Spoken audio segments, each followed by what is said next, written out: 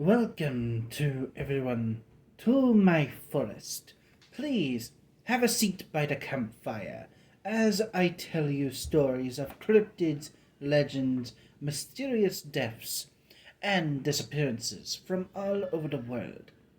I hope you enjoy your stay and keep an eye on the woods. Something might be watching you. Strange Accounts from My Childhood Home.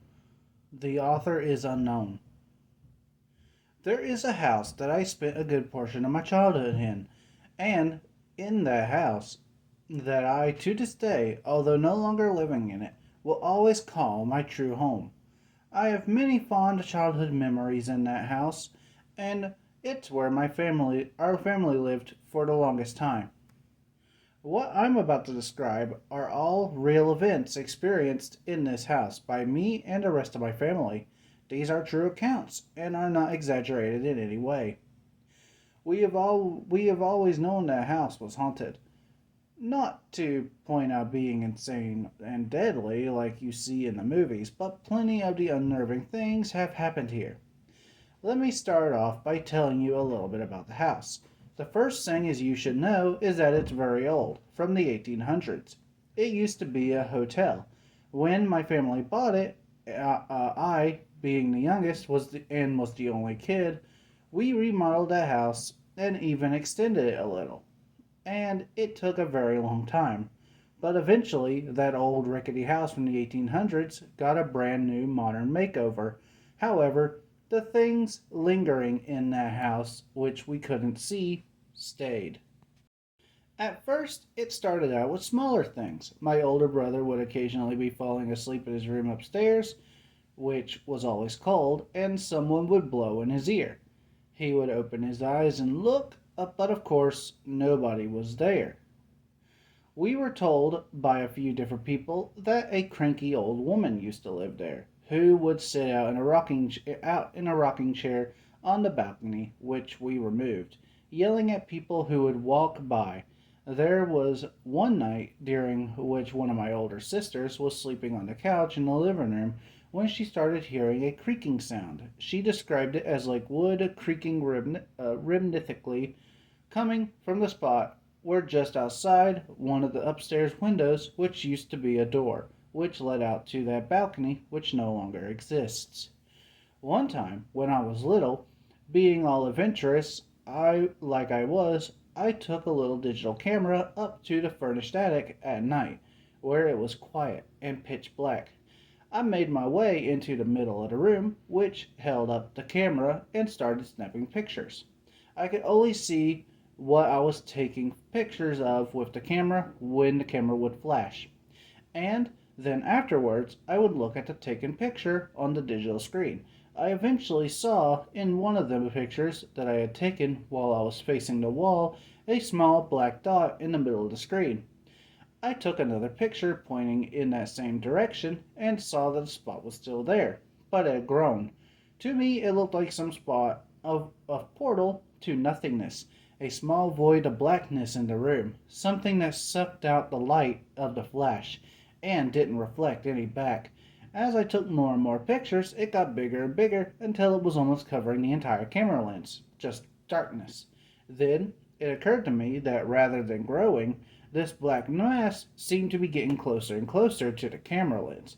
I don't remember anything past that point. I must have ran downstairs. Things started getting more physical when I was once in the shower when the water suddenly got cold and I looked back to find that a knob had been turned significantly behind my back. At night, when alone, we each began to hear loud footsteps above us in the biggest room on the second floor. You would only ever hear them if you were alone or only when one was awake. Once they were so heavy it sounded like it was an elephant or something up there, and the ceiling creaked so loud that half of it expected to cave in on me. My sisters shared that the room for a long time. Eventually, one of them moved out. Only one remained in it. When she was walking around there, you could hear her footsteps clearly. The only problem was it would also hear those footsteps walking around when she wasn't home. Sometimes, when I was home alone, My mother was awakened one night when my friend was sleeping over to loud footsteps running up and down the stairs. According to her, it sounded like there was more than one person and was practically a stampede.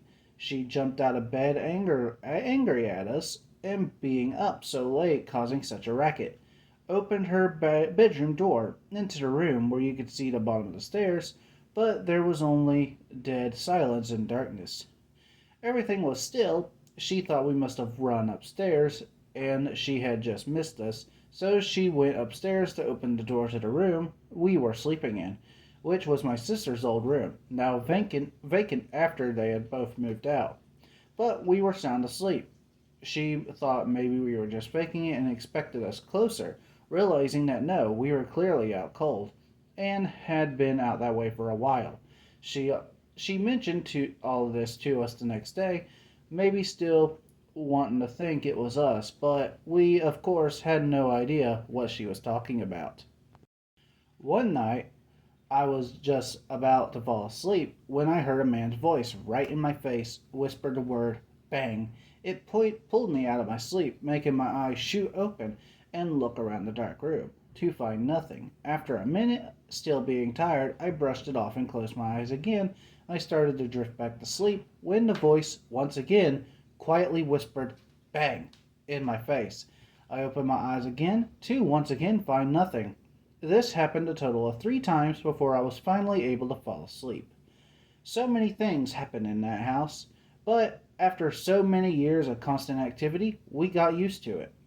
And things that used to frighten you began to simply annoy you. Sometimes, if you were alone and there was a persistent noise being made where no other person was, like the sneezing and popping sound of plastic water bottles in the kitchen, you could simply look in that direction and say stop it, and sometimes it would just stop.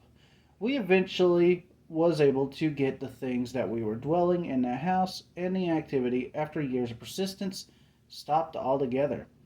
As I said earlier, I still consider that my house and my and one only true home, and I always will. I spent years growing up there as a child with my family and 2 of my close friends, as well as family friends. Despite the occasional paranormal activity, I have many good memories in that place.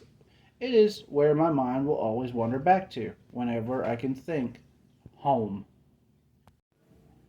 Hello, everyone, and I would like to thank you for watching this. I hope you enjoyed the video.